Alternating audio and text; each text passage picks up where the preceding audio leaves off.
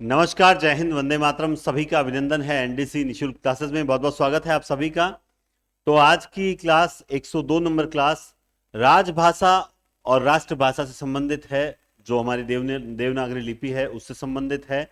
तो हम जानते हैं कि हिंदी भाषा का उद्भव एवं विकास एवं राजभाषा देवनागरी लिपि को लेकर एक टॉपिक लगता है, जिसमें से 2 क्वेश्चन आते हैं। तो जो पहले आपको 101 नंबर क्लास करवाई थी वो, और 100 नंबर क्लास जो थी, वो दोनों क्लास हिंदी भाषा उद्भव विकास को लेकर थी। आज जो है वो 102 नंबर क्लास है। ठीक है। अब देखिए, सबसे पहले मैं आपको बताता हूं कि आप देख सकते हैं, एक क्वेश्चन मैंने डाला था आज ही। देख पा रहे हैं? बिल्कुल सर, देख पा रहे हैं। हाँ, इस क्वेश्चन का आंसर लगभग अभी तक 2147 ने दिया था, जब मैंने स्क्रीनशॉट लिया था लगभग 2-2:30 बजे के करीब। क्वेश्चन था कि विशिष्ट शैलीकार होने के कारण उन्हें कलम का जादूगर कहा जाता है। अपना जो टेलीग्राम चैनल है एनडीसी क्लासेस नाम से है, इसे आप जरूर ज्वाइन करें। मैं इस पर रोज कुछ ना कुछ क्वेश्चंस डालूंगा और आपको बताऊंगा कि हम कहां गलती करते हैं। अब प्रश्न क्या पूछा था कि विशिष्ट शैलीकार होने के कारण उन्हें कलम का जादूगर कहा जाता है। बस इतना सुनना था कि दिमाग सीधा कहां गया? मुंशी प्रेमचंद की ओर गया। 62% स्टूडेंट्स का, है ना। अब ये जो 9% है और ये 3% जो है, इन पर मुझे थोड़ी विशेष रूप से दया आती है कि आपने ये आंसर कैसे कर दिया। आपने अगर ये आंसर किया है तो आपने प्रश्न को पढ़ने की जहमत ही नहीं उठाई। ये होता है पेपर में अक्सर कि हम लोग प्रश्न को समझने का प्रयास नहीं करें। ये जिन्होंने किया ना 62%, ये समझदार स्टूडेंट हैं, लेकिन गलती कहां से हुई वो समझेंगे। ये वो 26% स्टूडेंट हैं जो बहुत समझदार हैं। बिल्कुल राइट आंसर था रामवृक्ष बेनीपुरी। ये लिखा हुआ था कलम का जादूगर। आपने पढ़ा कि आपके दिमाग में क्या चला था? कलम का मजदूर, ठीक है, और एक कलम का सिपाही। कलम का सिपाही, कलम का सिपाही।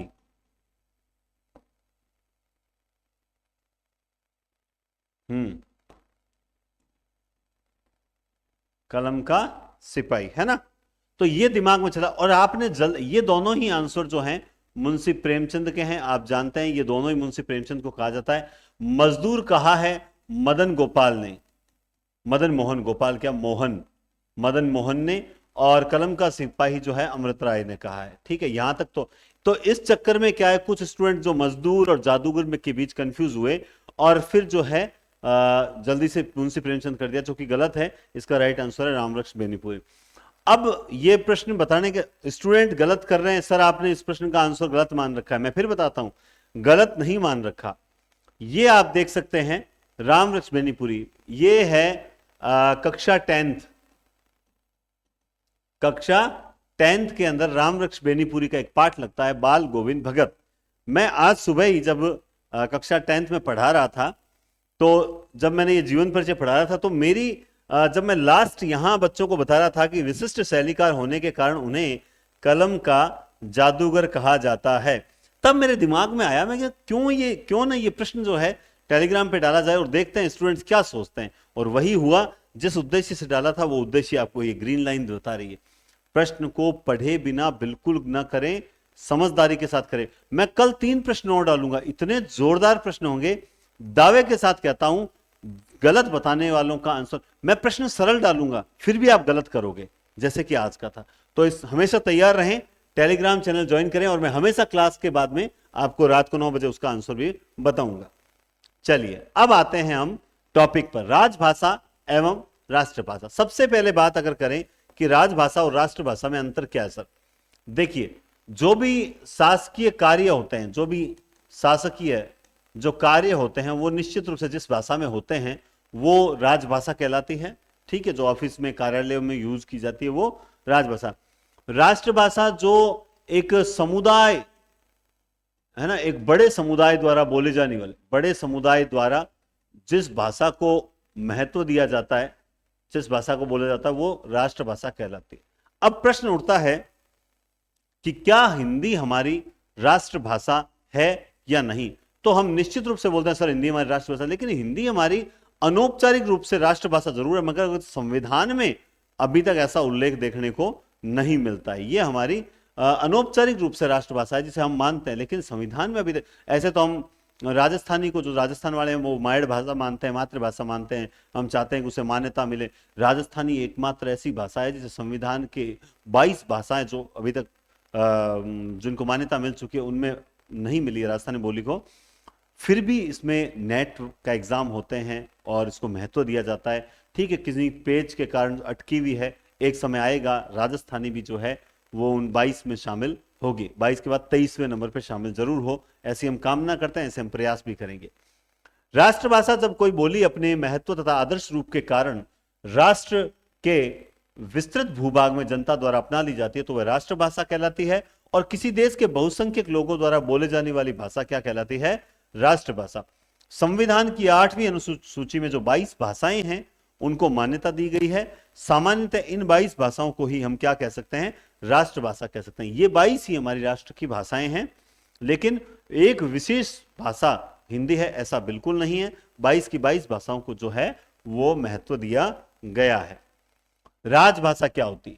राजकीय कार्यालय में प्रयुक्त भाषा राजभाषा कहलाती है। यानी शासकीय कार्यों, राजकीय कार्यों में जो भाषा काम में ली जाती है वो भाषा क्या कहलाती है? राजभाषा कहलाती है। हिंदी को राजभाषा बनाने के प्रस्ताव श्री गोपाल स्वामी अयंगर ने दिया था। सबसे पहले हिंदी को राजभाषा बनाने का प्रस्ताव जो है वो गोपाल स्वामी अयंगर द्वारा दिया गया था। तो ये पहला प्रश्न यहां बनेगा और अभी तक कोई प्रश्न नहीं, ये पहला प्रश्न यहां बनता है। सर्वप्रथम संविधान सभा में हिंदी को राजभाषा बनाने का जो प्रस्ताव रखा गया वो किसके द्वारा रखा गया? वो रखा गया गोपाल स्वामी अयंगर द्वारा। 14 सितंबर 1949 ये वो समय था जब पहली बार संविधान सभा ने हिंदी को राजभाषा के रूप में स्वीकार भी कर लिया। और 14 सितंबर को हम क्या मनाते हैं? हिंदी दिवस मनाते हैं। बस मनाते हैं, संडे संडे सब रटे, भूल गए रविवार, अब बाबूजी मर गए जिंदा हो गए डैड, आत्मीयता भी हो गई अंग्रेजी में कैद। हमारी जो आत्मीयता है ना वो भी अंग्रेजी में कैद हो गई है ना। तो ये बात है कि 14 सितंबर को हिंदी दिवस मनाया जाता है। 26 जनवरी 1950, देखो ये दो तिथियां बहुत काम की है, स्टूडेंट कंफ्यूज होता है। अक्सर जैसे बहुत अभी तक भी जैसे ऑफलाइन में स्टूडेंट्स आ रहे हैं, सर है ना कोर्स कब तक करवा दोगे? कोर्स का एक सवाल मैं जैसे स्टूडेंट्स को चाहता हूं ना वैसे स्टूडेंट 10 में से एक आता है। क्या सर आप कैसा चाहते हो? मैं ऐसा चाहता हूं जो कहे कि सर आप जो पढ़ा रहे हो ना वो मैं एकदम बढ़िया तरीके से और ये एक साल में आपके पास रहकर तैयारी करूंगा, बस सिलेक्शन लेना है। वैसे स्टूडेंट 10 में से एक आता है। बाकी सर कोर्स कब तक करवा दोगे? कोर्स कब तक हो जाएगा? सर मेरा सिलेक्शन हो तो जाएगा ना? ये आत्मविश्वास नहीं होता। वरना कुछ इंटेलिजेंट स्टूडेंट्स आके मुझे कहते हैं सर ये देखिए हमारी 219 नंबर बने थे पिछली बार, ये देखिए हमारे 236 बने थे तो सर पढ़ने में कमी नहीं, कमियां कुछ रह गई। मार्गदर्शन, मार्गदर्शन क्या होता है? मार्गदर्शन ये होता है कि ये जो कमियां आप रख देते हो ये बताते हैं कि स्टूडेंट यहां गलती करता है, तुम्हें यहां नहीं करनी है। ये चीज होती है। जैसे अब आज एक कॉल आया कि सर मुझे आप रीड के बारे में मार्गदर्शन दो, रीड करनी है मुझे। सर मैं हाउसवाइफ हूं इसलिए मैं रीड करूंगी। किस किताब में लिखा है कि हाउसवाइफ रीड की तैयारी करेगी? नहीं सर हमें इतना समय नहीं मिलता। तो बाकी हाउसवाइफ्स को कैसे मिलता है? यार आप लोगों ने अपनी सोच को ही गिरा दिया है। आप लोगों ने पहले ही हार मान ली है कि मैं फर्स्ट ग्रेड नहीं कर सकती, मैं सेकंड ग्रेड नहीं कर सकती, मैं तो रीड करूं। अरे 8 घंटे रीड में पढ़ना है, 8 घंटे सेकंड ग्रेड में, 8 घंटे फर्स्ट ग्रेड में, तो यार फर्स्ट ग्रेड ही कर लो ना तुम लोग। ताकि क्या है कि फर्स्ट ग्रेड करोगे तो मैं तुम्हें सेकंड ग्रेड साथ साथ लेके चलूंगा और रीड मैं तुम्हें तीनों करवा दूंगा। तुम हार क्यों मान रहे हो? समझ ही नहीं आता मेरे तो। मैं तो समझा समझा के थक गया। और एक मुझे ना बिना मतलब व्यर्थ के क्वेश्चन पूछने के लिए बिल्कुल कॉल ना करे, वरना फिर मैं कॉल बिल्कुल एकदम बंद ही कर दूंगा। ये बिल्कुल मैं ऑनलाइन प्लेटफॉर्म पे कर रहा हूं। सर है ना वैकेंसी कब तक आ जाएगी? सर बाकी तो हमारे कुछ गलत होते हैं। व्हाट्सअप कर, ज्यादा से ज्यादा क्वेश्चन आप व्हाट्सअप करें, व्हाट्सअप पर रिप्लाई मिल जाएगा। कॉल कम से कम करें। अत्यावश्यक है कोई ऑफलाइन मान लो कोई जानकारी चाहिए कि सर हमें बैच ज्वाइन करना होगा तब आप करें, इसके लिए कॉल ऑन रख रखा है, बाकी बिल्कुल ना करें। क्योंकि इस तरह के क्वेश्चन पूछते हैं तो मुझे बड़ा बेकार लगता है। आप में से कहीं बुरा मानेंगे लेकिन भले ही मानो। आपको मैं जो बात यहां बताता हूं कि नोट्स कैसे मिलेंगे, उसके 50 कॉल आते हैं कि सर नोट्स कैसे मिलेंगे, हम कैसे प्रिंट आउट निकलवाएं। क्यों? वीडियो सुनने की आदत नहीं है, क्लास सुनने की आदत नहीं है, स्किप करके देखते हैं, फॉरवर्ड करके देखते हैं। तभी तो होता है। 3 लाख में से कितना सिलेक्शन होता है? फॉर्म तो 3 लाख भरते हैं, सिलेक्शन कितना होता है? 1500। आप सोच के देखिए, 450 का पेपर होता है, कट ऑफ जाती है 300 से 320 के बीच, ये एक अनुमान मानते हैं। क्यों जाती है पता है इतने? क्योंकि ये जो इतने हैं ना, यही समझदारी से पढ़ाई कर रहे हैं, तब ये सेलेक्ट हो गए। अगर सारे ही समझदारी से पढ़ाई करने लग जाए ना, तो कट ऑफ जो है ना वो 400 चली जाएगी 450 में से, लेकिन सारे करेंगे नहीं ना, सारे तो बस भटकने के कगार पे बैठे हैं। और सही कहो, संस्कृत में कहा जाता है ना, अप्रिय सत्य मत बोलो, मैं तो अप्रिय ही बोलूंगा, चाहे सत्य आपको बुरा लगे चाहे कुछ भी लगे। थोड़ा सा अपने आप को मजबूत करो। हम स्किप करके क्लास देते हैं क्या? नहीं देते हैं ना, तो स्किप करके क्लास मत देखा करो बस, और या देखा ही मत करो मेरी क्लास, तो या पूरी देख लिया करो बस, सीधी सी बात है। यहां कंफ्यूजन होगा, कैसे होगा वो आपसे पूछेंगे। संविधान सभा को ने हिंदी को राजभाषा के रूप में स्वीकार कब किया? ठीक है, और वो ए ऑप्शन क्या देंगे? 26 जनवरी 1950। बी ऑप्शन देंगे 15 अगस्त 1947। इस प्रकार से आप याद रखना, संविधान सभा ने हिंदी को राजभाषा के रूप में 14 सितंबर 1949 को स्वीकार किया था, लेकिन 26 जनवरी 1950 को संविधान लागू होने के साथ ही हिंदी को राजभाषा के रूप में संवैधानिक मान्यता मिली थी। ये दोनों के बीच में अंतर है। हिंदी को राजभाषा के रूप में तो हमने 14 सितंबर को ही स्वीकार कर लिया था, लेकिन संवैधानिक मान्यता जो है ना, वो 26 जनवरी को मिली। क्यों मिली सर? क्योंकि संविधान ही इस दिन बनकर जो है आपके समक्ष आया था। हम पढ़ते हैं अधिनियमित, आत्मनिर्भर, अंगीकृत, इस प्रकार से। संविधान के भाग 5 और 6 और 17 में राजभाषा संबंधी प्रावधान है। पेपर में प्रश्न कैसे आया कि राजभाषा से संबंधित प्रावधान निम्न में से किस भाग में नहीं है? तो वहां 5 होगा, 6 होगा, 7 17 होगा, रे कोई दूसरा होगा। ठीक है, या वहां पे वो कितना होशियारी से करेंगे, 5, 6, 7 और 17। अब आपको क्या लगेगा, हाँ यार ये तो क्रम से है, ये तो क्रम से है, यही नहीं होगा, जबकि इसका उत्तर कौन सा होगा? ये होगा। और ये ऐसा स्टूडेंट करेंगे। आप नहीं मानो तो आप देख लेना, थोड़ी देर बाद देख लेना। ठीक है, प्रावधान है भाग 5 अनुच्छेद 1200। ये तो गड़बड़ हो गई है ना, अनुच्छेद 1200 नहीं है, यहां पे अनुच्छेद है 200 अनुच्छेद होना चाहिए, 120। हाँ, 0 एक्स्ट्रा लग गया, वो 210 आगे आएगा। ठीक है, ये रहा 210 यहां रहा। हाँ, अब भाग 5 के अनुच्छेद 120 में यह बताया गया है कि संसद की मतलब भाग 5 अनुच्छेद 120 में संसद की भाषा का उल्लेख है। पेपर में प्रश्न कैसे आया कि संसद की भाषा कौन सी होगी? इस बात का उल्लेख किस अनुच्छेद में और किस भाग में? तो भाग 5 के 120 अनुच्छेद नंबर 120 में संसद की भाषा हिंदी होगी या अंग्रेजी या दोनों होंगी, वो उस बात का उल्लेख दिया गया है। किसमें? भाग 5 120 नंबर अनुच्छेद। संविधान का भाग 6 120 का ठीक 210 में राज्यों की विधानसभाओं की भाषा के संबंध में उल्लेख है। बस सिंपल सा है। कितना सिंपल है कि भाग 5 में संसद है और भाग 6 में जो है विधानसभा है। अब है तो आप जानते हैं कि भाषा से संबंधित यहां 120 नंबर अनुच्छेद है और यहां 210 नंबर अनुच्छेद है। बस सिंपल सी बात है। तो ये भाग 5 संसद से और भाग 6 विधानसभाओं से संबंधित है। इसमें हिंदी, अंग्रेजी या किसी राज्य की राजभाषा का उल्लेख होगा। ये वेरी इंपॉर्टेंट प्रश्न मानता हूं मैं कि अनुच्छेद 120(2) याद रखना। अनुच्छेद 120 सबको याद रहेगा, लेकिन ब्रैकेट में 2 भी हैं। अनुच्छेद 120(2) यह कहता है कि प्रारंभ में 15 वर्ष तक के अंग्रेजी को एक सह भाषा के रूप में साथ रखा गया था। भाई कि कुछ दिन तक एक बार अंग्रेजी को रखना पड़ेगा, क्योंकि तब देश आजादी हुआ था उसका। तो प्रारंभ में 120(2) में 15 वर्ष तक अंग्रेजी रही थी, जिसे समय समय पर बढ़ाते बढ़ाते बढ़ाते आज कहां तक हम लेकर आ चुके हैं। सरकारी परियोजनों के हिंदी भाषा के आदेश 3 दिसंबर 1900 सरकारी परियोजनों में हिंदी भाषा का प्रयोग किया जाएगा। सरकारी प्रयोजन जो है, कामकाज हैं, उसमें हिंदी भाषा का प्रयोग किया जाएगा। यह आदेश 3 दिसंबर 1955 को निकला। 3/10/1955 3 दिसंबर 1955 को यह आदेश निकला था। अब बात करते हैं संविधान के अनुच्छेदों की। किसकी बात करते हैं? संविधान के अनुच्छेदों की। देखो अब भाग 17 अनुच्छेद 343 बहुत इजी अनुच्छेद है। अब आपको ध्यान रखना यह पड़ेगा कि 343 अनुच्छेद में है क्या। तो 343 अनुच्छेद में सिंपल सा उल्लेख है और वो उल्लेख है राजभाषा।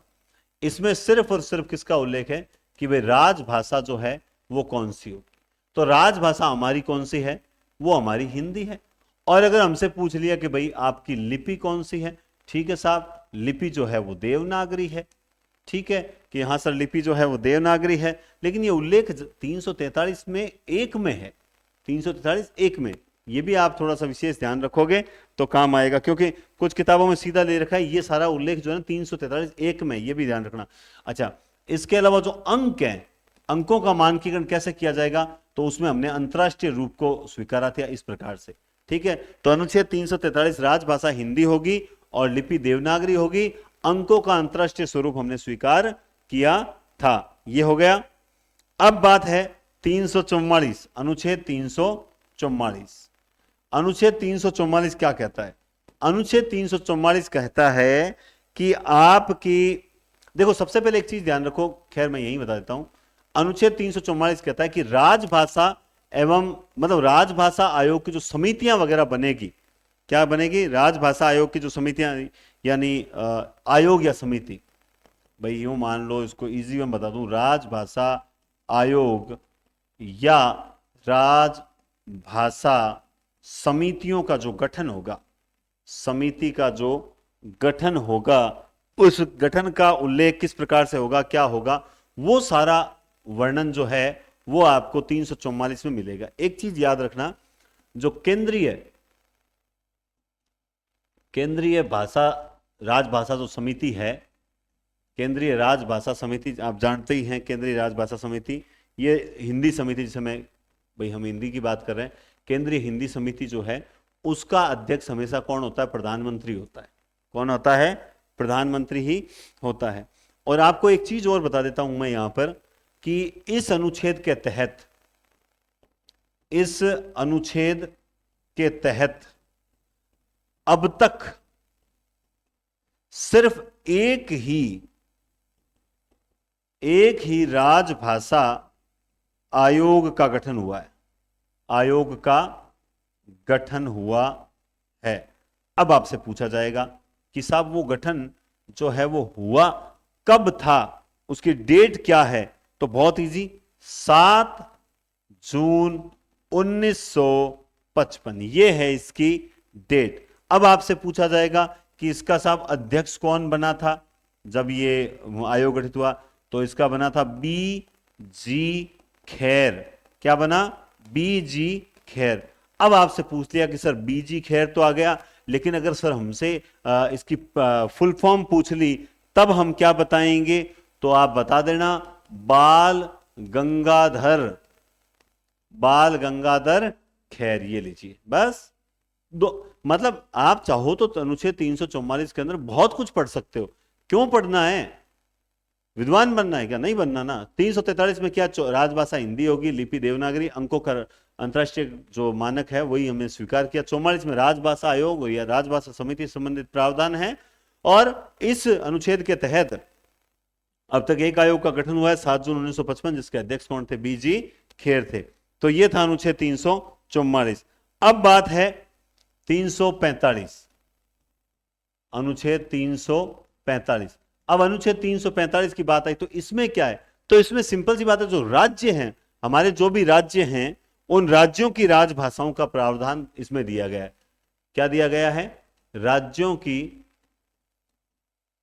राजभाषा का प्रावधान इसमें दिया गया है इस बार। ठीक है, इसमें क्या किया गया कि भाई यूं मान लो कि 3 प्रकार के जो है श्रेणियां बना दी गई। ठीक है, 3 प्रकार के, जैसे शायद इसमें 22 राज्य होने चाहिए। ठीक है, इसमें जो है वो 10 राज्य होने चाहिए। आप इसको यूं समझ लो, खैर इसमें कितने राज्य कोई नहीं पूछेगा, इतना जरूर आपको ध्यान होना चाहिए, वे राज्य जो पूर्णतः हिंदी पर आधारित हैं। ख श्रेणी में वे राज्य जहां हिंदी के साथ साथ अंग्रेजी भी चलेगी। ठीक है, और ये राज्य जहां केवल अंग्रेजी चलेगी।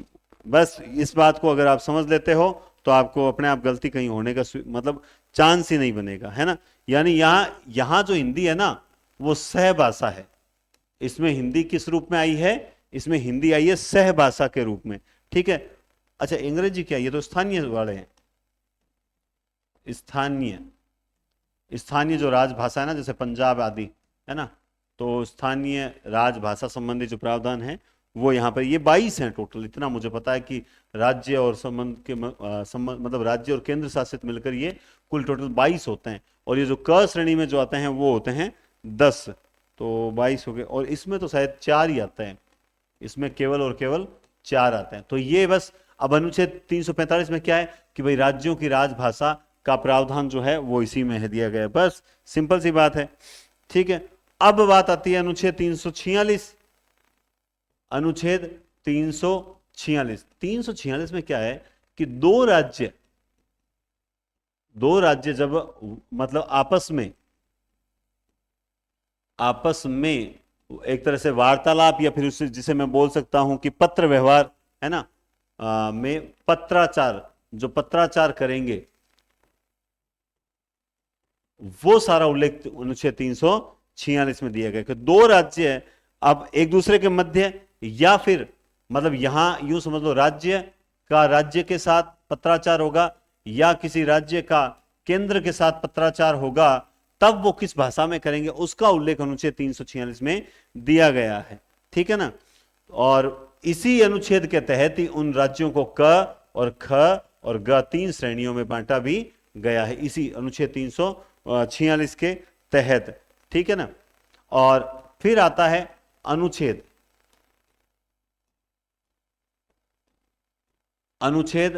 347। अनुच्छेद 347 में क्या होता है? सिंपल सी एक ही चीज है, जो मान्यता प्राप्त जो भाषाएं हैं, मान्यता प्राप्त भाषाओं का प्रावधान है। और क्या है, क्या पढ़ना है, पता नहीं क्यों कंफ्यूज होते रहते हैं।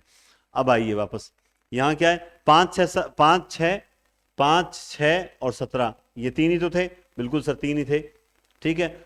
ये 120 है, संसद में भाषा कैसी होगी वो, और यहां 210 है, ये राज्यों की विधानसभा में भाषा कैसी होगी वो। 120 दो इंपॉर्टेंट मैंने बता दिया, इसमें 15 वर्ष तक अंग्रेजी, सरकारी प्रयोजनों में हिंदी भाषा के प्रयोग के आदेश 3 दिसंबर 1955 बताए जाते हैं। भाग 17 में आप यूं मान लो 343(1), 44 में राजभाषा आयोग, राजभाषा समिति, 45 में राज्यों की राजभाषा का प्रावधान है कि किस राज्य की किस प्रकार भाषा होगी। 46 दो राज्यों का आपस में जो वार्तालाप होगा उसके बारे में चर्चा की गई है कि राज्य का राज्य से और राज्य का केंद्र से, और इसी के तहत उन्होंने क ख ग श्रेणी में राज्यों को बांट रखा है। अनुच्छेद 347 में मान्यता प्राप्त भाषा का प्रावधान किया गया है। उसके बाद आता है अनुच्छेद 348, उच्चतम न्यायालय, उच्च न्यायालयों, संसद और राज्य के विधान मंडलों में सभी विधेयकों, नियमों, अध्यादेशों, कुल मिला के आप इसको क्यों टेंशन लेनी, आप इसको यूं कि भाई जो सुप्रीम कोर्ट है एंड जो हाई कोर्ट है उनमें संसद और राज्य विधानमंडलों में सभी विधेयक, जितने भी विधेयक है, नियम, अध्यादेश, अधिनियम के प्राधिकृत पाठ अंग्रेजी भाषा में होंगे। ये बहुत इंपॉर्टेंट लाइन है और ये अनुच्छेद 348 में है। किसमें? अनुच्छेद 348 में है। अनुच्छेद 349 क्या कहता है कि भाषा से संबंधित विधियां अधिनियमित करने की प्रक्रिया, राजभाषा संबंधी कोई विधेयक, संशोधन राष्ट्रपति की पूर्व अनुमति से ही संसद में लाया जा सकेगा। रट लेना, छपने वाला प्रश्न है, इंपॉर्टेंट है। अनुच्छेद 349 वेरी वेरी इंपॉर्टेंट माना जाता है, ठीक है ना। भाषा संबंधी विधियों को अधिनियमित करने का जो प्रावधान है वो 349 में, भाषा संबंधी विधियों को अधिनियमित करने का जो प्रावधान है वो अनुच्छेद 349 में देखने को मिलता है। सिंपल सा, मैं बहुत इजी में बताता हूं, मैं टेंशन लेके आपको कुछ नहीं बताऊंगा, एकदम सिंपल तरीके से। अनुच्छेद 350 व्यथा निवारण के लिए आवेदन जन सामान्य की भाषा में। बिल्कुल, अगर मान लो किसी को पीड़ा है तो वो मतलब जो भाषाई अल्पसंख्यक है, जो मतलब इसको आप अगर मान लो लिखो ना एक लाइन में, तो यूं मान लो पेपर में आ जाएगा, यूं लाइन आएगी, भाषाई अल्पसंख्यकों संबंधी प्रावधान, यानी इसकी व्याख्या है कि व्यथा निवारण के लिए आवेदन जन सामान्य की भाषा में होना चाहिए। व्यथा निवारण के लिए आवेदन हमेशा जन सामान्य की भाषा में होना चाहिए। किसी राज्य में भाषाई अल्पसंख्यक वर्गीकरण के बच्चों को उनकी मातृभाषा में शिक्षा के लिए उचित प्रबंध किया जाएगा, यानी कम से कम उन्हें अपनी मातृभाषा में लिखना तो आना ही चाहिए। इसके लिए प्रयास करता है अनुच्छेद 350। क्या करता है अनुच्छेद 350? ये ध्यान रखना, भाग 17 में सारे के सारे, है ना। और लास्ट आता है अनुच्छेद 351, प्रचार प्रसार से संबंधित कर्तव्य संघ का कर्तव्य, मतलब हिंदी भाषा के प्रचार प्रसार से संबंधित जो भी कार्य किए जाएंगे वो इसी अनुच्छेद 351 के तहत किए जाएंगे। इतनी सी बात अगर आप याद रख सकते हो तो छोटी सी क्लास में मैं और क्या समझाऊं। अब देखो क्या है, अब ध्यान से समझना। हां, मैं लिख रहा हूं, आप बोलोगे 343 क्या है भाई, तो बोलोगे सर इसमें तो राजभाषा देवनागरी लिपि वगैरह के बारे में, ठीक है।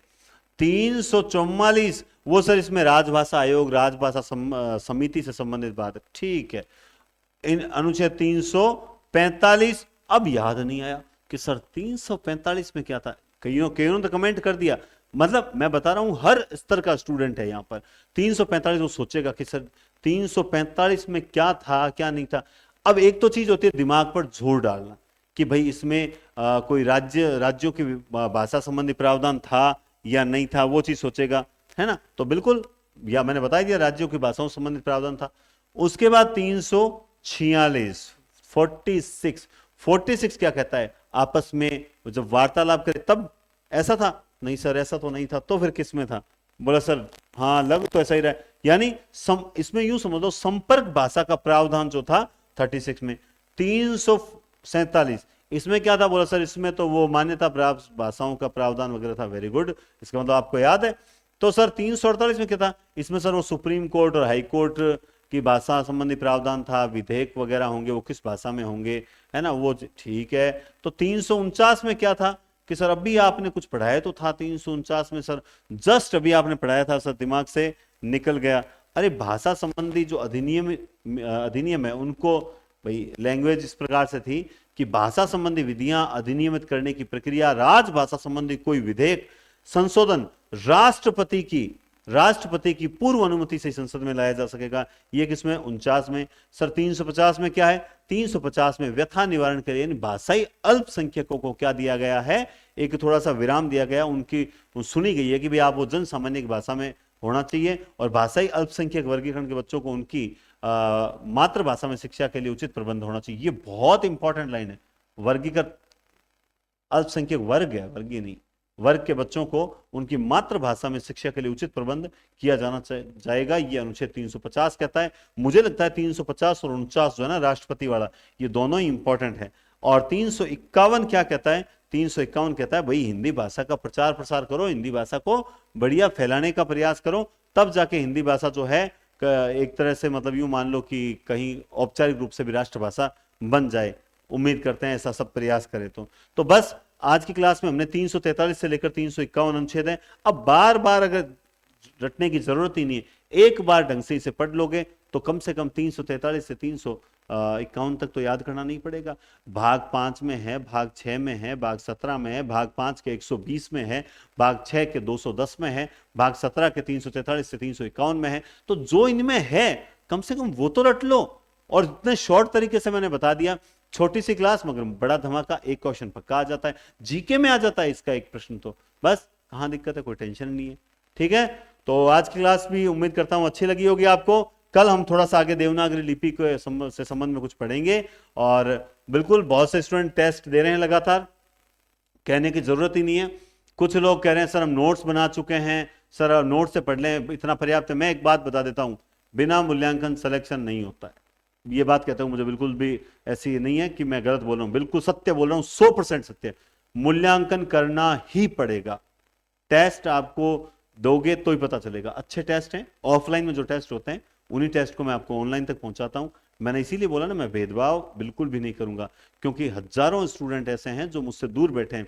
ठीक है ना, मैंने बताया, कल भी बताया था, पंजाब, हरियाणा, उत्तर प्रदेश, गाजियाबाद और दार्जिलिंग से जो मैडम है, वेस्ट बंगाल, वहां से उन्होंने बहुत अच्छा लिख के भी अच्छा भेजा था। आपको भी बहुत बहुत धन्यवाद कि आप इतने जो बाहर के स्टूडेंट्स हो वो भी मतलब इन क्लासेस को प्रेम दे रहे हो। और सबसे बड़ी बात है दोस्तों, मेहनत ईमानदारी से कर रहे हैं और इस कारण से आप लोगों का प्रेम मिल रहा है। और बाकी तो मैं क्या कहूं, तो आप टेस्ट देते रहें, मैं आपको बढ़िया कंटेंट उपलब्ध करवाता रहूंगा। और टेस्ट सीरीज जब भी लो ये लो। दूसरा, आप फर्स्ट पेपर के लिए जाना चाहते हो, देखो ये जो टेस्ट सीरीज है ना, कुछ लोग कह रहे हैं कि सर ये देखो संपूर्ण राजस्थान जी के है, इसमें काम आ जाएगा, हर वैकेंसी में आता है। लेकिन अगर स्पेशल स्कूल व्याख्याता का फर्स्ट पेपर लेना हो तो फिर आप एक बार इसका मत लें। हाँ, सेकंड ग्रेड का ले रहे हो तो आप ले लो, कोई दिक्कत नहीं, मैं इसमें अवेलेबल करवा दूंगा, सेकंड ग्रेड का सारा यहां कवर हो जाएगा, ठीक है। लेकिन फर्स्ट ग्रेड का ले रहे हो तो फिर आप ये मत लेना, 2 दिन रुक जाओ, फर्स्ट ग्रेड के नोट्स तैयार होने। मेरी टेस्ट सीरीज की खास बात क्या है, मैं हर टेस्ट सीरीज के साथ में आपको कुछ हद तक नोट्स, सारे तो मैं नहीं कह सकता, सारे तो मैं सिर्फ हिंदी में ही करवा सकता हूं, कुछ हद तक नोट्स उपलब्ध करवा दूंगा मेन पार्ट्स के, इसलिए बहुत जरूरी है, ठीक है। तो बहुत बहुत धन्यवाद, टेक केयर और शुभ रात्रि।